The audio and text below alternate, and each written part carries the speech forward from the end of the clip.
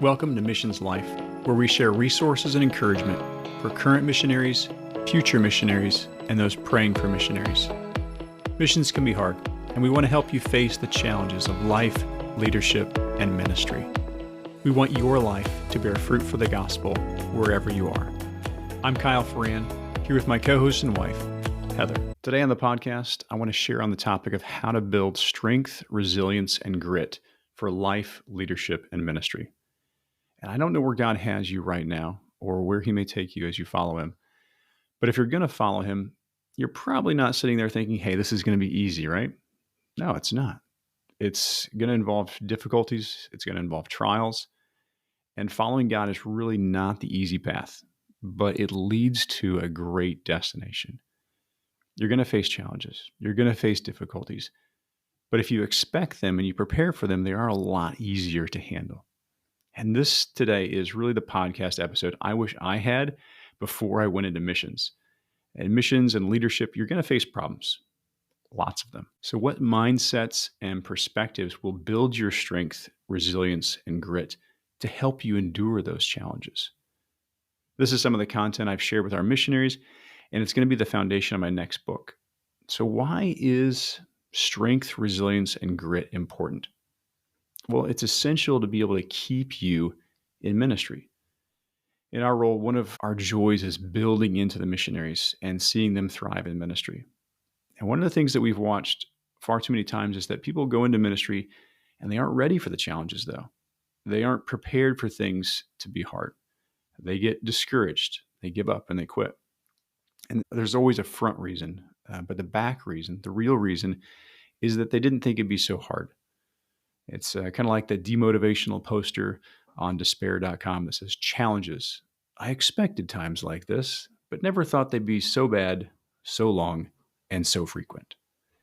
And for those of you who are listening, I don't want that to happen to you. I want you to last the long haul in ministry, wherever God leads you. Now, just a caveat with that is sometimes God does bring circumstances in our life where we do have to go off the mission field. And that's not failure.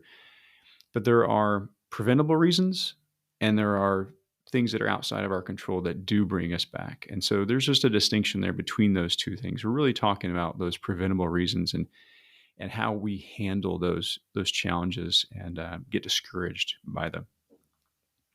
So this podcast is about having the right perspective on challenges that can build our strength, resilience, and grit.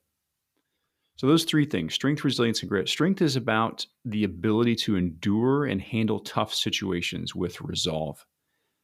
Resilience is about how well and how quickly you recover from setbacks.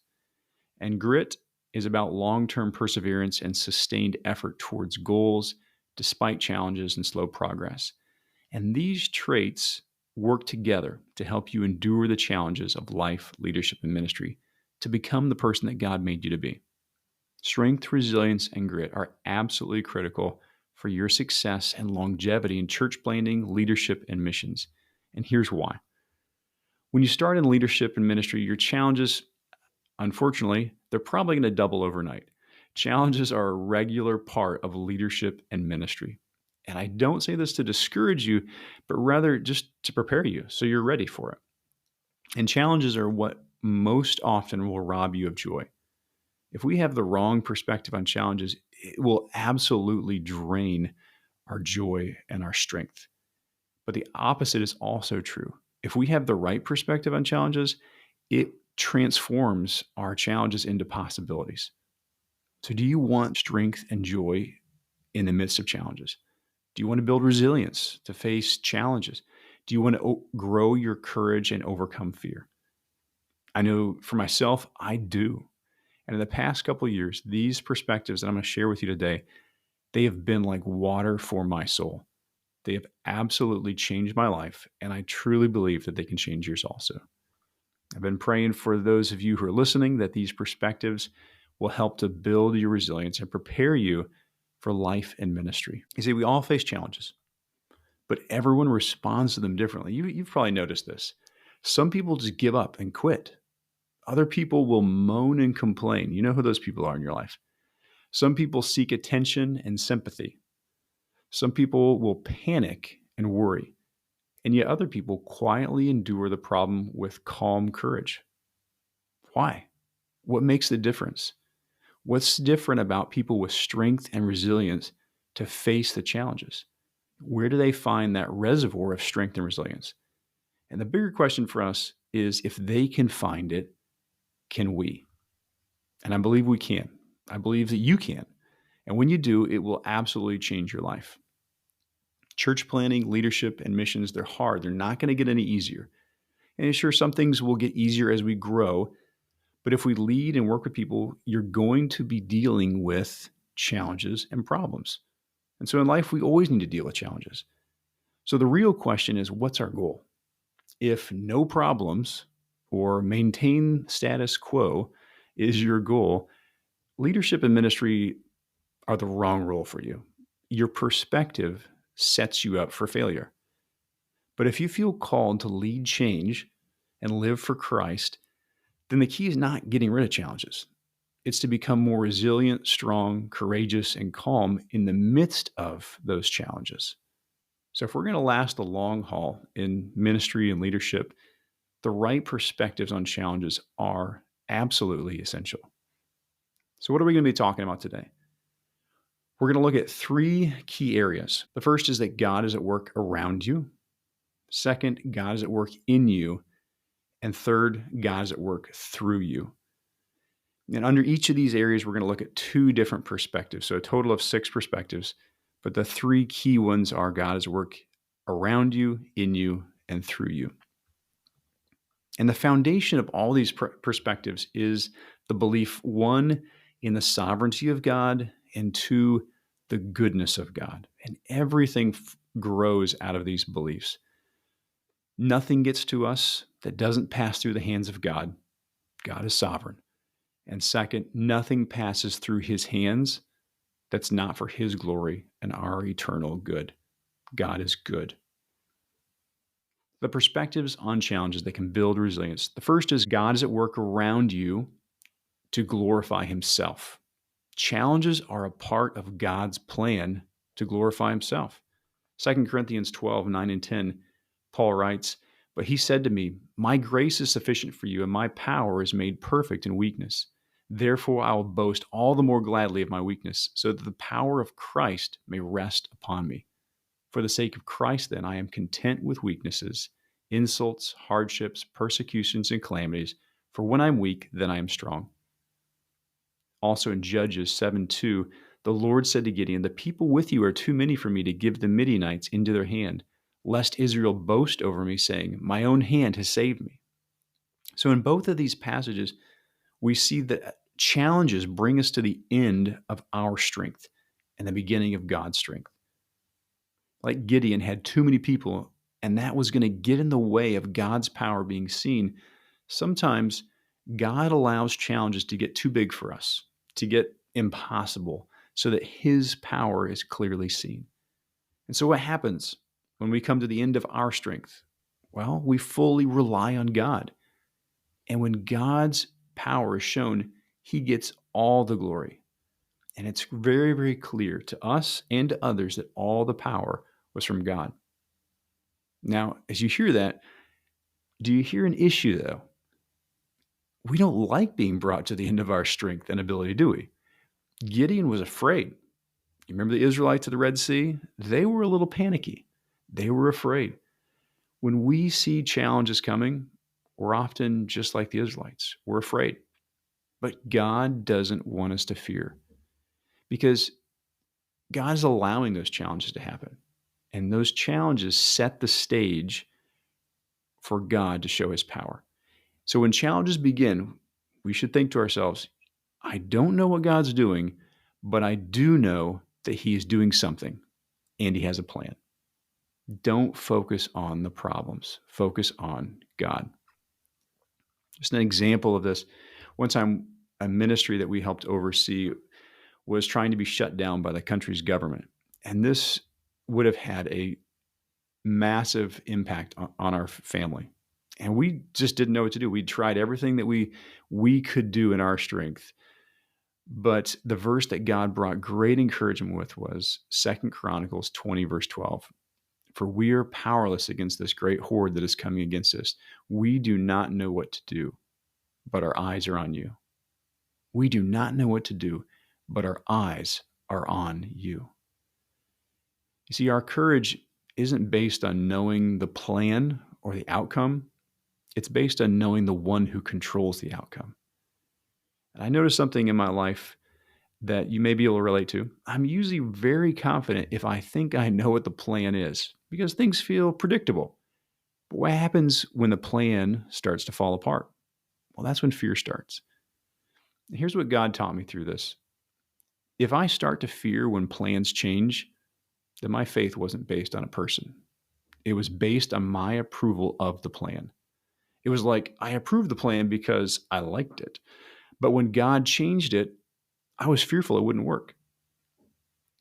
Illustration of this. Our family, when we were in South Africa, would often go to the game park. And one day we were driving through the game park doing a self-drive, and we came up over a ridge, and there in a field was a black rhino. Now, black rhinos perpetually wake up on the wrong side of the bed. And this one must have looked at our car that day and from 40 yards out says, "Car, charge," and started in a full sprint towards us. Now, internally, what's going on in my head is this. I'm remembering that 3 years ago, I'd been in a motorcycle accident. And as a result, I had done some reading on motorcycle safety to enhance my ability to stay alive. And one of the things I learned through that reading was that when a dog charges a motorcycle, you don't actually speed up because the dog, if it has space, will triangulate on your new location. It'll meet you where you're going to be. So what you actually do is you slow down. You draw the dog in and you let the dog triangulate on where it thinks you're going to be. And then at the last minute, you speed up and the dog doesn't have time to re-triangulate and meet you at a new location. So I thought to myself, 30-pound dog, 3,000-pound rhino, same trigonometry. So I started putzing along, and this rhino was charging 30 yards, 20 yards. He is coming. Now, my family, still in the car, are freaking out. My kids are jumping over the seats, trying to get to the other side of the car, away from the impact. My wife's hitting me on the arm, saying, "Go, go, go, go, go." All I have time to say is, "I got this."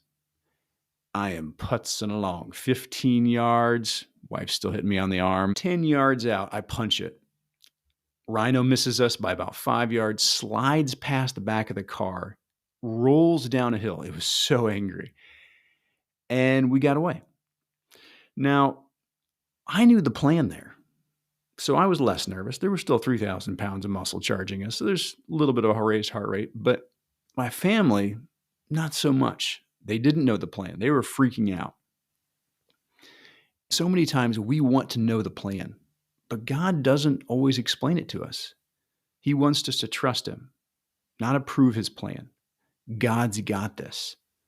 And in this story, I had a little bit of knowledge. I don't want to be the hero here, but God is infinitely wiser and infinitely more powerful. We can trust him. And faith looks at a person, not a plan. We don't need to know the plan. We just need to know that God has a plan and he's going to accomplish it. And it's a good and a loving plan. Great verses to memorize. Isaiah 55, 8 and 9. "For my thoughts are not your thoughts. Neither are your ways my ways, declares the Lord. For as the heavens are higher than the earth, so are my ways higher than your ways, and my thoughts than your thoughts." Sometimes God waits till we have no hope, until our weakness is fully evident. Then it's absolutely clear whose power it was. He gets all the glory. So the first perspective is that God is at work around you to glorify himself. And challenges are a part of God's plan to glorify himself. Are you keeping your eyes on God or on what you think the plan should be?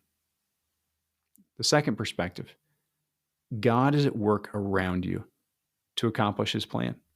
Challenges are the path. In John 16:33, "I have said these things to you, that in me you may have peace. In this world you'll have tribulation, but take heart, I have overcome the world." 1 Peter 4:12 and 13, Beloved, do not be surprised at the fiery trial when it comes upon you to test you, as though something strange were happening to you. But rejoice insofar as you share in Christ's sufferings, that you may also rejoice and be glad when his glory is revealed.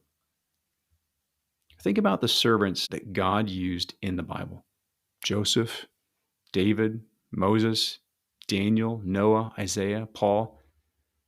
All of them had to endure massive challenges, which both prepared them to be used by God and also prepared the path.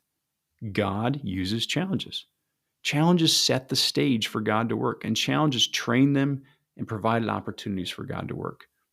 The challenges were the path. They're a part of life. I used to think, hey, if I can just get past this problem, things will be better. And I would push and push to get through a challenge, only to get through one challenge and one problem and to see another one on the horizon. I came across a Haitian proverb that really helped me on my perspective. And it was this: behind mountains are more mountains. If your goal is to maintain the status quo, you're going to be disappointed. Life is full of challenges. And we just need to come to grips with reality and stop panicking or living in a delusion. Hoping for a problem-free future sets us up for major disappointment. But having a realistic mindset prepares us for the future. And this simple reminder has honestly just been absolutely life-changing for me. Behind mountains are more mountains. If we're hoping for no challenges, we're going to be disappointed.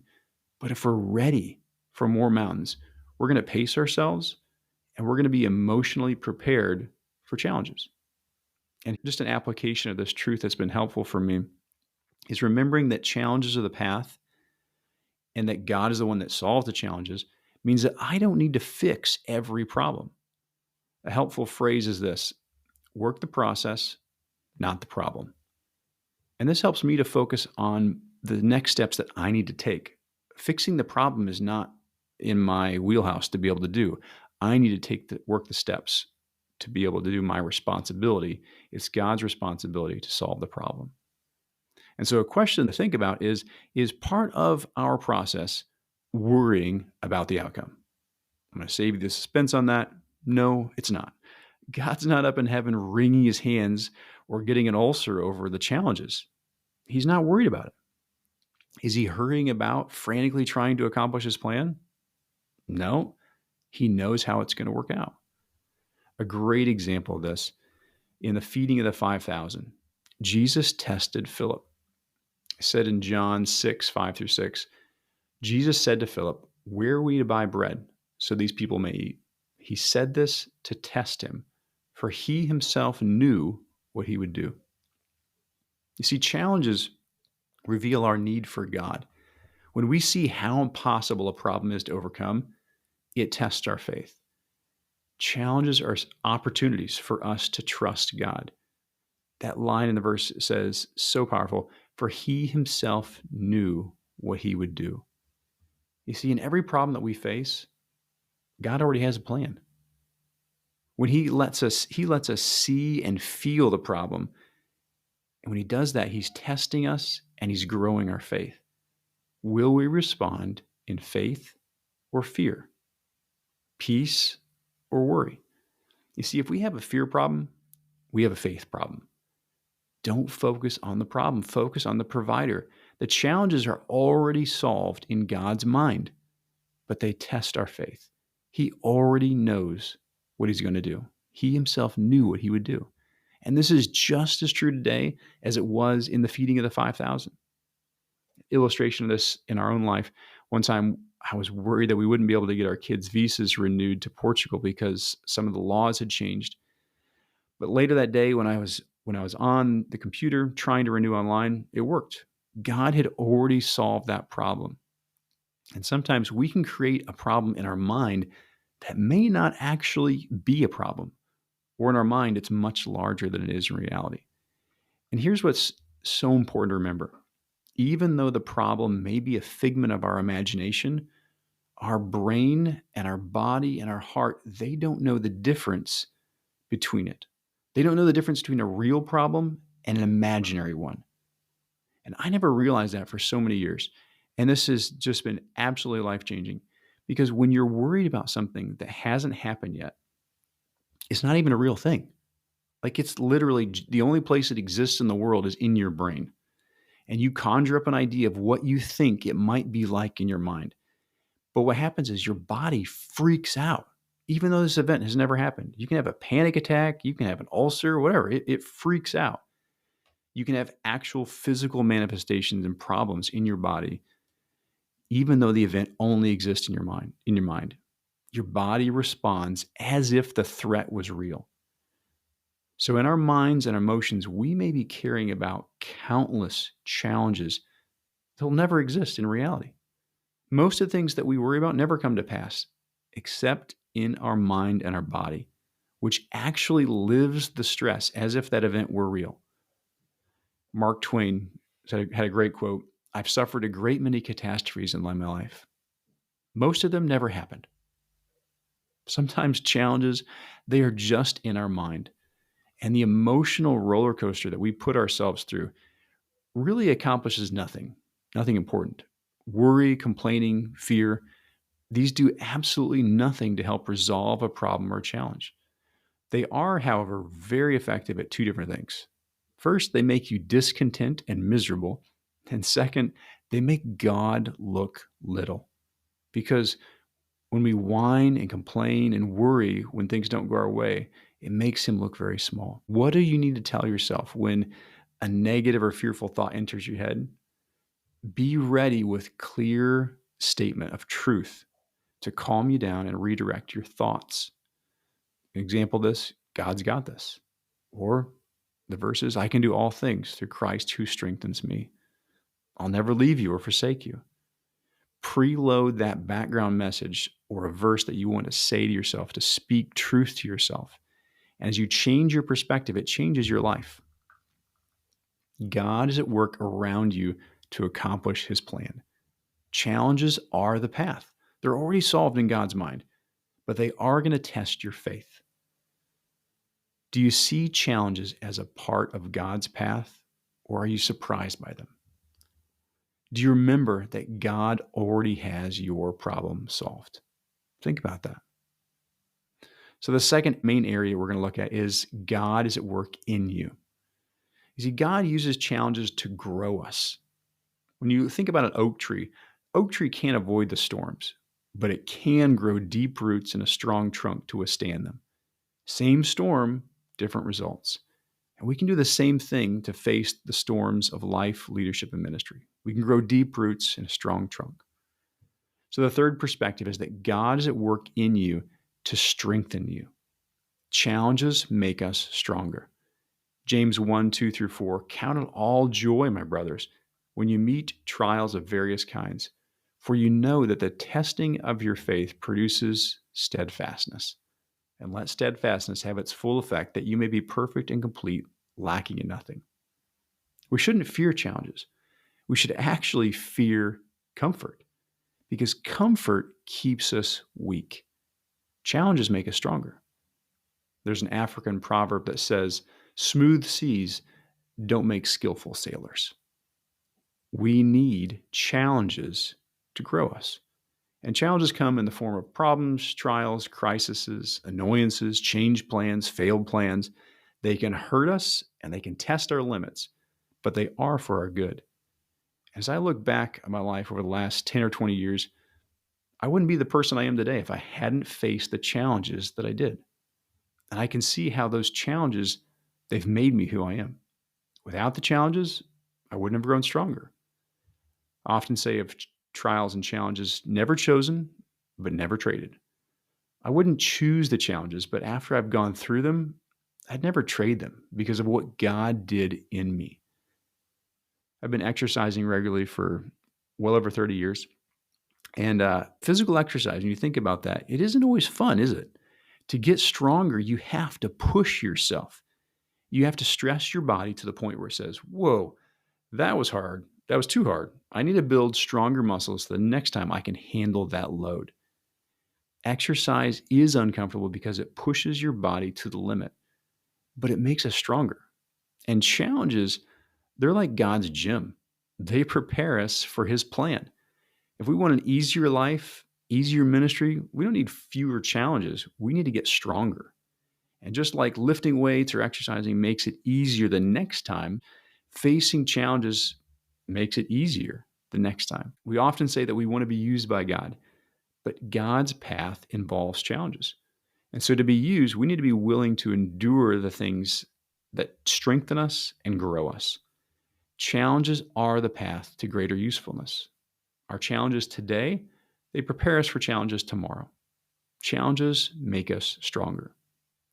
Now, most of the time, we think that our biggest challenges are the challenges that we're facing, like the actual problems. But the reality is that the external challenges are not our biggest problem. They simply reveal our biggest problem.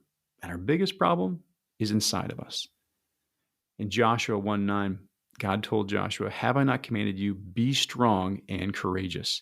Do not be frightened and do not be dismayed, for the Lord your God is with you wherever you go." You see, God allows challenges. God could have wiped out the Philistines in a single word, but he didn't. He let Joshua and the Israelites go into battle. He let them sweat. He let them fight. Challenges are not the problem. God allows those challenges because they help us overcome a bigger problem: inner weakness, fear, lack of faith, and lack of courage. Saying that challenges are the problem is like walking in the gym and saying, "Hey, you know what the problem is here? Is all these weights are just too heavy. We just need to switch them all out and go those little pink Barbie weights. And then everyone will be really happy because they're moving stuff." No, in the gym, the problem is our physical weakness and mental fear. The gym exists to overcome our weaknesses. And in the same way, God allows challenges to help us overcome our weaknesses and fear. Fear is the root problem. Just a personal example of this. I am naturally a conflict avoider. I don't seek it out. I don't enjoy it. But in leadership, you have to address challenges. And if I, as a leader, let things go unchecked on our teams, it'd be unloving to the team. But I've always been kind of fearful of conflict and taken the ignore it and hope it goes away approach instead of a more direct approach. And during a coaching class I was taking, one of the questions they shared with us was this: what's behind that fear? Or what's behind that emotion? I took some time to really think about that for myself. And I realized that for myself, the root of the fear of conflict was getting backed into a corner or agreeing to something without having time to really think about it. So that insight allowed me to create a simple rule. If I'm ever feeling pressured or just not at peace about a decision, I just hit the pause button. I say, "Hey, you know what? Let's take some time to pray about this, and then we'll make a decision."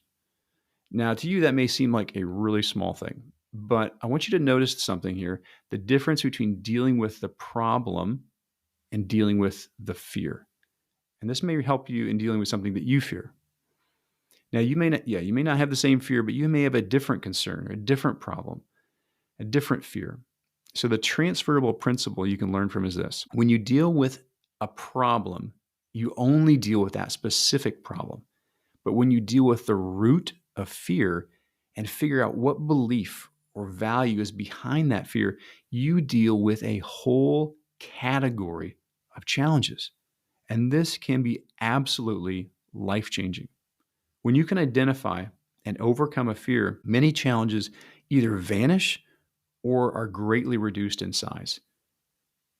God is at work in you to strengthen you. Challenges, they're not the problem. They're there to strengthen you. Weaknesses and fear are the root problem. So deal with that fear. If you're facing a problem that's causing fear, take some time to journal or think about this question: what's behind that fear or emotion? Think through what belief, what value, what unmet expectation, what identity is being threatened, and is it correct?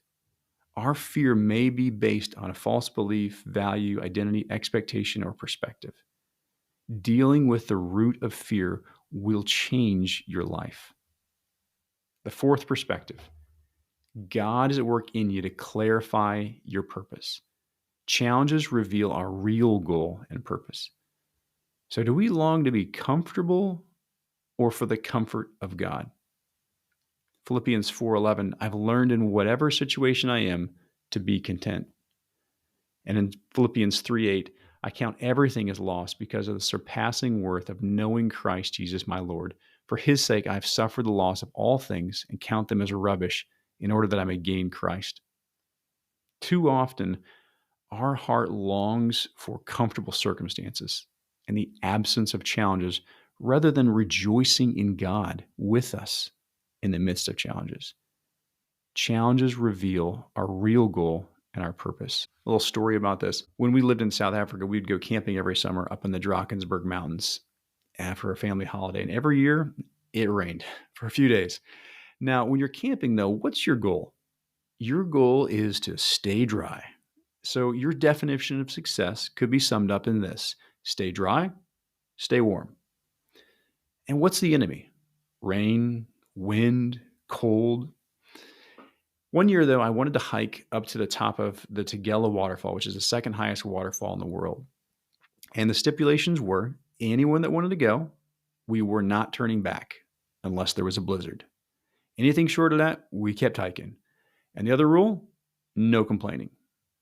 So my daughter Abby and I did the hike, and on the first half of the day, we walked through a rain cloud and dense fog. You could hardly see, 30 yards in front of you.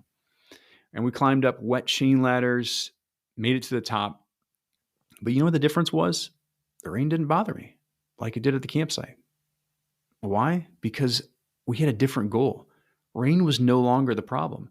Our goal was to get to the top. It wasn't to stay warm and dry. So we were accomplishing our goal. You see, the difference is that campers want comfort. Climbers want the summit. Sure, it's inconvenient, but it's not detracting or getting in the way of your goal. And so in life, do you want to camp or you want to climb? And by changing your goal, you totally change your perspective on your circumstances. So many times, the reason that we view something is a problem is because it's our goal. We want comfort. We want people to like us. We want to maintain the status quo. But if we can keep our eyes focused on the right goal and purposes, the goal of knowing Christ and making him known, then many times the things that we thought were challenges, they just fade away. The circumstances may not change. You might be tromping through the rain of life, but when you have a clear goal and purpose, you have a reason to ignore the rain or whatever the discomfort or problem may be, because our goal or destination makes it worth it. 2 Corinthians 4:16-18, so we do not lose heart. Though our outer self is wasting away, our inner self is being renewed day by day. For this light and momentary affliction is preparing for us an eternal weight of glory beyond all comparison, as we look not to the things that are seen, but to the things that are unseen. For the things that are seen are transient, but the things that are unseen are eternal. Are you camping or climbing? If we are loving comfort, everything that threatens our comfort is viewed as a problem. Every inconvenience is blown into cosmic proportions because it threatens our comfort, our self-image, our power, or something that we value. But when your goal and your purpose changes, you're able to be renewed day by day, even in the midst of challenges. When we focus on our purpose, we tap into deep reservoirs of strength. We're motivated to keep going no matter what. Viktor Frankl, who survived 3 Nazi death camps, wrote, "Those who have a why to live can bear with almost any how." Having purpose allows us to endure struggles and difficulties because we know they're not wasted. They have a reason, a why. When we live for Christ, we have a purpose that matters. Philippians 1:20-21, as it is my eager expectation and hope that I will not be at all ashamed, but that with full courage, now as always, Christ will be honored in my body, whether by life or by death. For to me to live is Christ and to die is gain. Having a purpose brings hope. It means our life, our labor, and our challenges are not wasted. God is at work in you to clarify your purpose. And challenges reveal our real goal and our purpose. So the question to think about is your goal comfort or Christ? Next, we're going to look at God's work through you. So not only is God at work around you and in you, God is also using the challenges that you faced to do something through you. So the fifth perspective, God's at work through you to prove that he is an unshakable foundation. Challenges are an opportunity to be unshakable in our courage, faith, and joy. And without challenges, you wouldn't have the opportunity to courageously follow God into impossible situations that are outside of your control. When Joab, the commander of David's army, was fighting, he said to his brother, "If the Syrians are too strong for me, then you shall help me. But if the Ammonites are too strong for you, then I will come help you. Be of good courage, and let us be courageous for our people and for the cities of our God. And may the Lord do what seems good to him." 2 Samuel 10, 11, and 12. Challenges force us to face fear. And courage is defined as the ability to do something that frightens one. Courage is overcoming fear. And one of the ways that we live out our faith is to act with courage. Will we be controlled by fear or courage? Joab in the story had a genuine problem. He was battling against two armies, but there was another battle, a battle going on inside of him. It was an inner battle, a battle with fear. And fear, it attacks us. If we give in, fear wins, fear reigns. But if we fight fear, we fight with courage, and we let courage and peace reign. Courage trusts God for the results and confidently moves forward in action. Joab said, "May the Lord do what seems good to him." What's interesting here is that courage is also good for others. Joab said, "Let us be courageous for our people." Courage is contagious.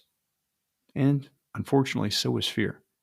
When you walk in courage, you give courage to other people. Others draw courage from your courage. And your example helps others face challenges. Think about Hebrews 11. We draw encouragement from others who faced great challenges with faith and courage. And it gives us hope that we can also do the same. Others are looking to you for courage. When God sent Joshua into battle, what did he repeat 3 times? Be strong and courageous. Be strong and courageous. Be strong and courageous. God wants his leader to be strong and courageous. That's what he wants of us. When our courage is unshakable, it shows that God is bigger than our challenges.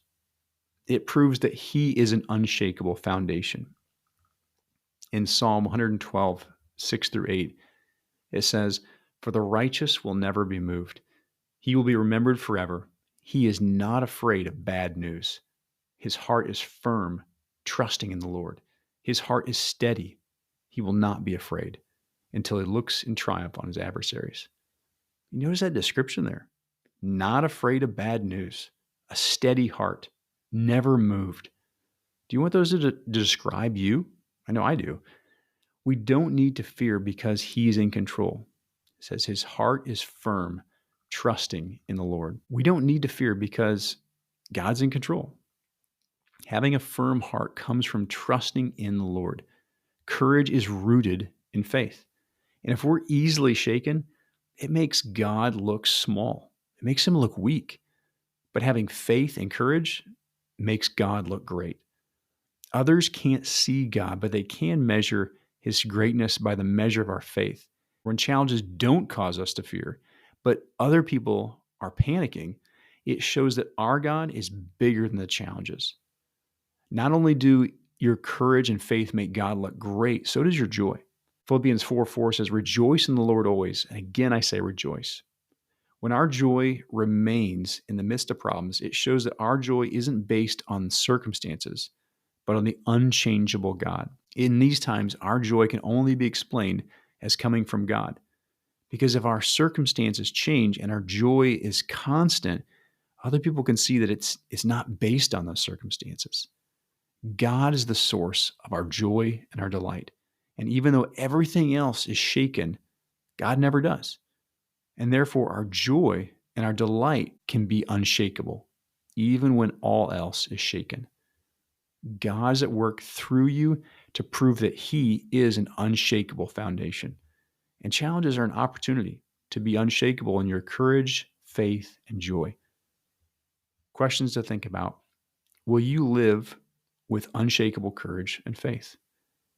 And second, is your joy built on an unshakable foundation. The sixth perspective, God is at work through you to advance the gospel. Challenges advance the gospel. God uses challenges to put us into circumstances and to have conversations that are opportunities for the gospel to spread. Philippians 1:12-14, written by Paul in prison. I want you to know, brothers, that what has happened to me has really served to advance the gospel, so that it has become known throughout the whole imperial guard and to all the rest that my imprisonment is for Christ. And most of the brothers, having become confident in the Lord by my imprisonment, are much more bold to speak the word without fear. Now, we may not be able to see what God is doing behind the scenes, but he is at work. Paul's challenges gave him an opportunity to be a light for Christ and to share the gospel in new places. His courage in those situations gave courage to other believers to be a light and a testimony. So whenever you face problems, remember that God may be putting you in a situation that's an opportunity to advance the gospel. God is working through you to be a light in the darkness. Illustration of this, when we were in South Africa working with HIV patients, the first day we went out to the hospice support group for AIDS patients with our kids, it's a day that I'll never forget. Our two older girls, Abby and Emily, were 4 and 5 at the time. They walked up and down the aisles greeting all the HIV patients seated on these rickety wooden benches. Now, we had prepared them and we had talked with them about how to be careful about open wounds and cuts and things like that. And they knew to be careful of this, but we really didn't anticipate all the hugs, all the handshakes they were going to get. And as HIV positive patients hug your kids, you realize that, while precautions are wise, they're not foolproof. And at that moment, we had to fully entrust our family to God. He had called us to minister to those people, and we knew that he would keep us and our kids as safe as he deemed best. We had to trust his heart. And our natural tendency was probably to pull back towards safety, but we knew that that was exactly where God wanted us to be at that time. And that simple act of faith of letting our kids greet these AIDS patients, people that were ostracized and shunned by everyone else, that simple act of faith opened doors for the gospel for years to come after that. Because bringing what was most valuable to us, our kids, showed love to these hurting people, and it opened doors for the gospel. Challenges are opportunities to show Christ. Getting things done isn't the goal. Showing Christ is the goal. So even in the midst of trials, challenges, or getting nothing done, the true goal can still be accomplished. Paul's aim to know him and make him known. Says Philippians 1:8, what then? Only that in every way, whether pretense or truth, Christ is proclaimed, and in that I rejoice. We have to remember our goal. God is at work through you to advance the gospel. Challenges advance the gospel. So is your goal comfort or making much of Christ? God is at work through you. God is at work around you, in you, and through you. And just to remember that to God, your challenges, they're not the problem. It's the plan. It is growing you. Trust God's process. God's got this. Challenges are not outside God's control. They're perfectly planned by a perfect God. And this was the strategy that God has used throughout history. I don't anticipate a change in the Trinity anytime soon there. You can't always change what's happening to you. Challenges arrive, tough things happen. But if you change your perspective, it'll change how you feel about your challenges. And if you change how you feel about your challenges, your actions and your reactions that flow from your feelings and emotions, they're also going to change. Changing your perspective will build strength, resilience, and grit. Change your perspective, change your life. God is at work around you, in you, and through you. Well, that's all for this show, and we want to thank you again for spending your valuable time with us today. If you enjoyed this episode, please consider taking just a moment and giving us a great review. Your review will help people find the podcast and allow these resources to encourage more people. If you took something valuable away from this episode, please share it with someone who would enjoy it. If you'd like to find the show notes, blog posts, and free resources for ministry and leadership, as well as some information on my book, Overflowing, visit kylefarran.com. That's KYLEFARRAN.com. Hope to see you soon on a future podcast.